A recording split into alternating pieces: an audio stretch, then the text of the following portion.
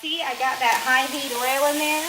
This pan is pretty hot, and you can tell by the separation of the oil from the pan, the way it was spreading, and the striations that you saw throughout the oil, and the fact that I just dropped a little water in there and see it started popping.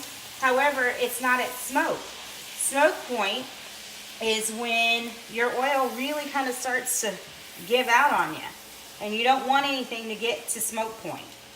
So that's why you use, coconut or avocado or whatever, a high heat oil.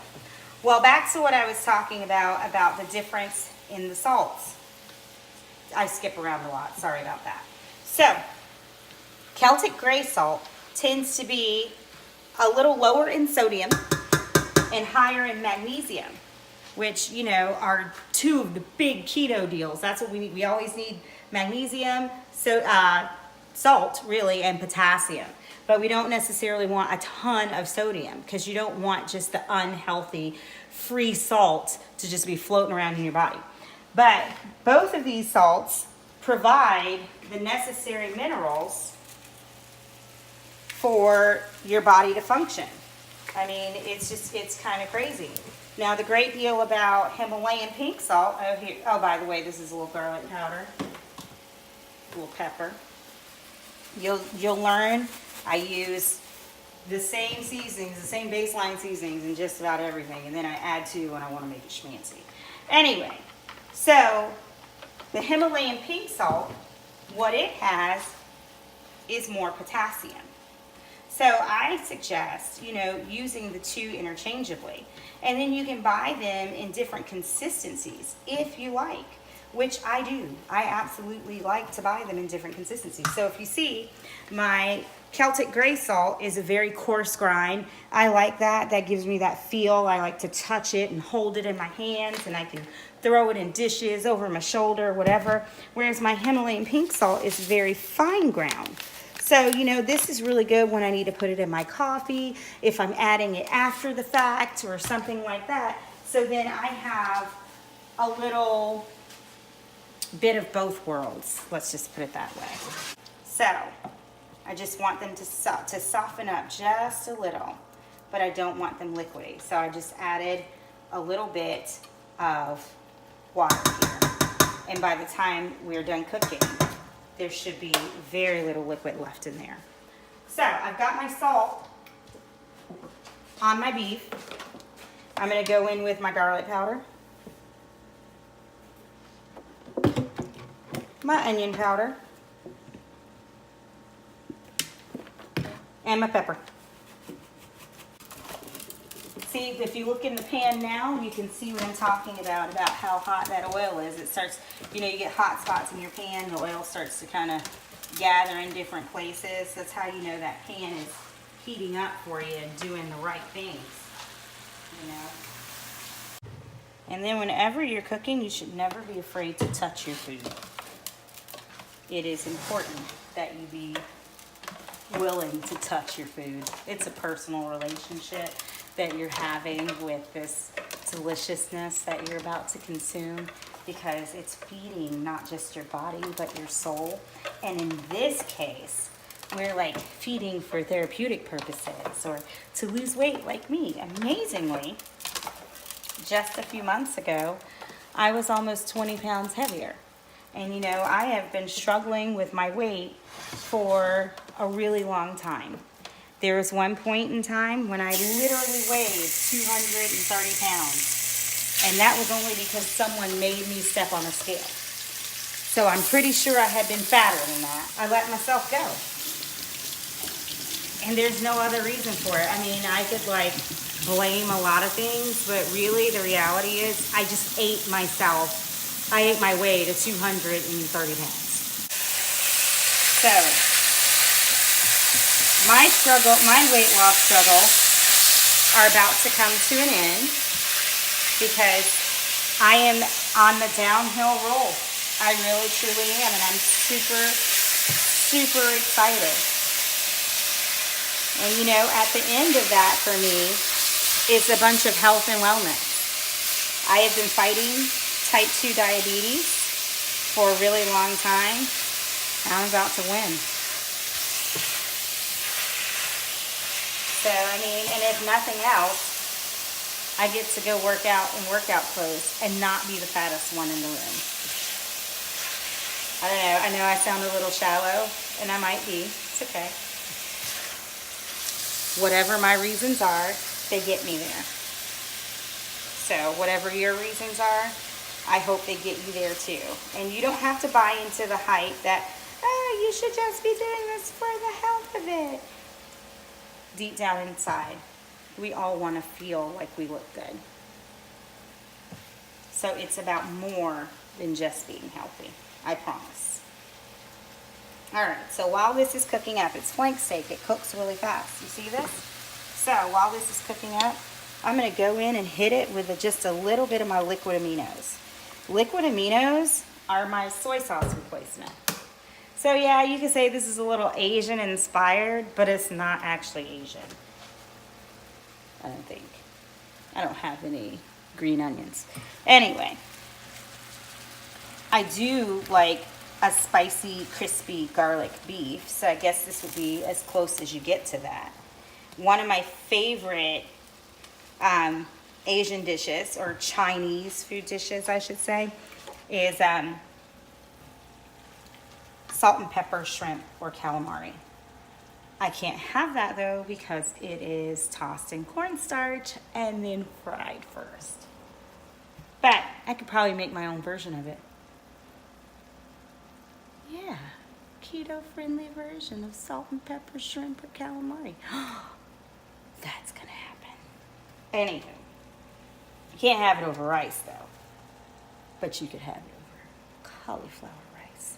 Oh my gosh, see, right now I'm having like great ideas. This is just awesome.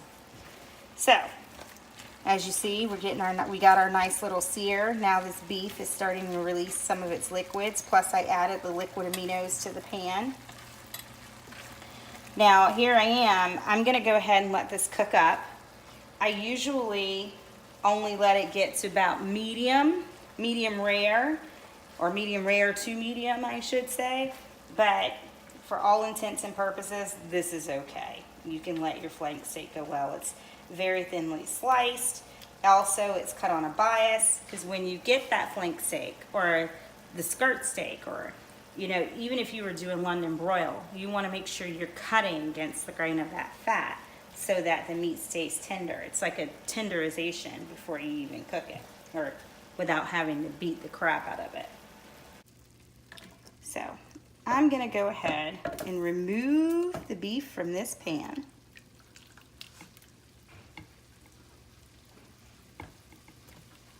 And this is where I'm going to give my onions and garlic a quick little saute. I want to keep those juices because they have lots of flavor.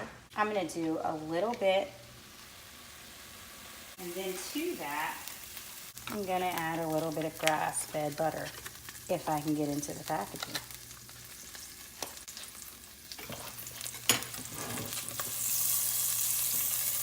Butter makes everything better. I'm gonna let that melt down. Now normally here is where you would add your onions, your garlic, and your jalapeno. But remember, I promised crusting. Now, we all seem to think that we don't have to add anything special to our vegetables, but we do. They need flavor. Well, even though you have aromatics here, like onions and garlic, they need flavor just like everything else.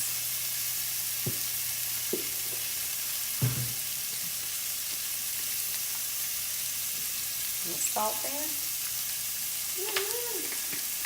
Now we're cooking with electric. Now I'm not looking to caramelize. I was just looking to add a little heat, release some flavor, some essential oils, and see how I've built up this fond on the bottom of this pan.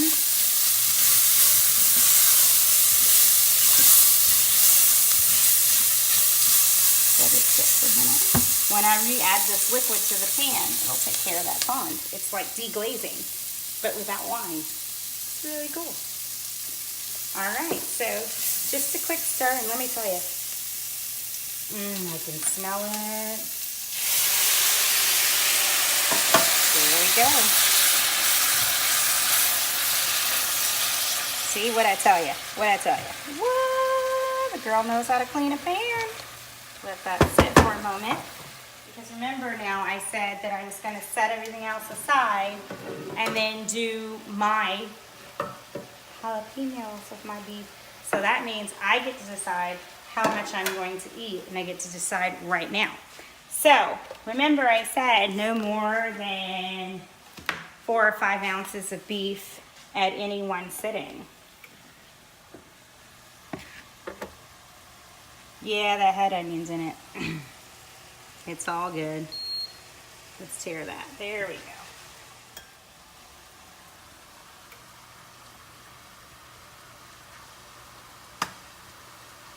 You know what's so funny? I've been fasting all day today. Right now, it's 1 o'clock, 1:16. So what do we start this at? 12:45? Heck yeah. And I mean, I have prepped and everything. So look, that's 4.5 ounces. That's plenty. And that's gonna even take care of my onions. So, or you know, I'm even accounting for my onions and garlic that may have snuck their way in there. So, now I get to pull everybody else's out because I'm special. Just at about 30 minutes on this meal. Now imagine if you'd had all this stuff prepped up beforehand. Like, you could have cut off some time. Now, for the pièce de résistance. Yeah, I'm throwing all those jalapenos in there. I know what you're thinking. I know what you're thinking. Her mouth is gonna be on fire. And probably, and I'm okay with that. So, but this is where I also get to add a little extra fat to my meal. Yeah.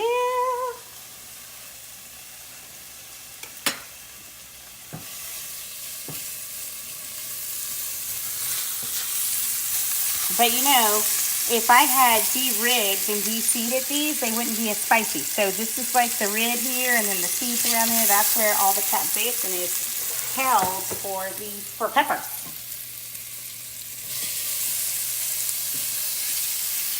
I might be stealing some onions out of here. Because my likey's the onions, honey. So put a little garlic.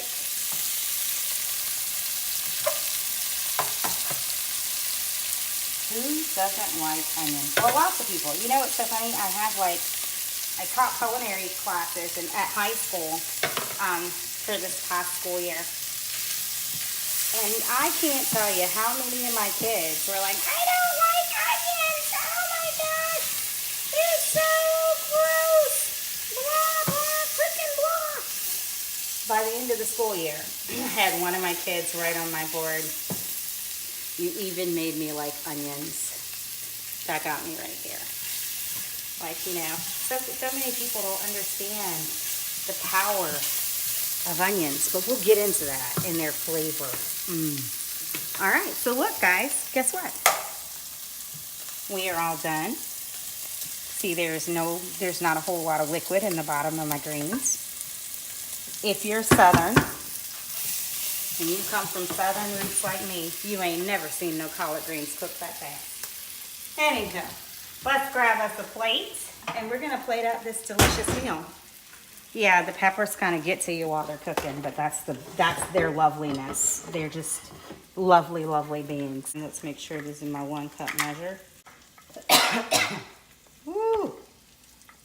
Essential oils. Basically what that is that pepper spray. All right, so see how many greens a cup of greens is? Isn't that amazing? Oh my gosh. I already measured out my food, so it can just go right on top here. This is one of the things that you should do for anybody who's washing your dishes. It's just polite.